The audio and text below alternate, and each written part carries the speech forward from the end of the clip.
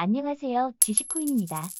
최근 전대넷이 주축이 되어 대학생들이 학습권 침해를 외치며 교육부와 대학을 상대로 소송에 나섰습니다.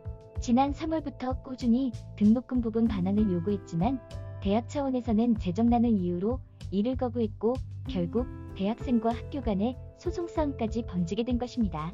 코로나19 사태로 심화하고 있는 대학 등록금 문제. 과연 해외 대학에선 이 이슈를 어떻게 다루고 있을까요? 우선 미국 대학들 역시 국내 상황과 크게 다를 바 없어 보입니다. 세계 최고 수준의 의과대학을 보유한 존스홉킨스 대학에서는 코로나19 사태에도 매년 학비와 기숙사비를 상향 조정하였는데 이에 학생들은 충격적이다. 학생들이 겪고 있는 경제적 어려움을 무시한 결정이라는 반응을 보이며 서명운동을 통해 20% 학비 감면을 요구하고 있습니다. 또한 하버드 대학과 콜롬비아 대학에서도 기숙사 비용은 돌려줄 수 있지만 5만 달러, 즉 하나로 6천만 원이 넘는 등록금 반환은 힘들 거라고 밝힌 바 있습니다.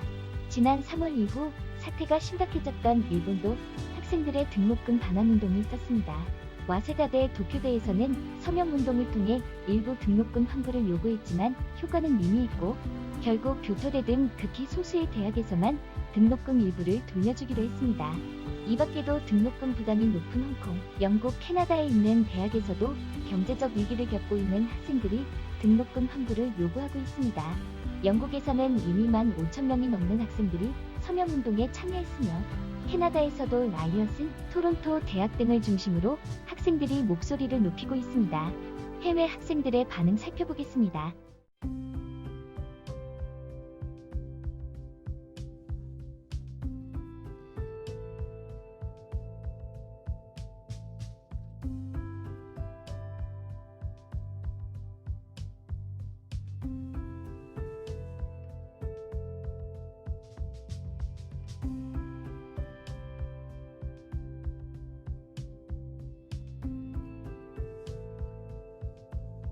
하지만 해외에서도 등록금 문제는 쉽게 해결되고 있지 않습니다.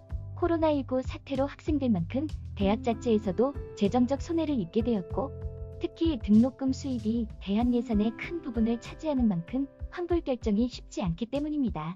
이런 상황에서 해외에서는 대학과 학생들이 문제를 논의하는 반면 한국은 유일하게 국가가 개입하여 2,700억 원에 달하는 지원을 추진하고 있습니다.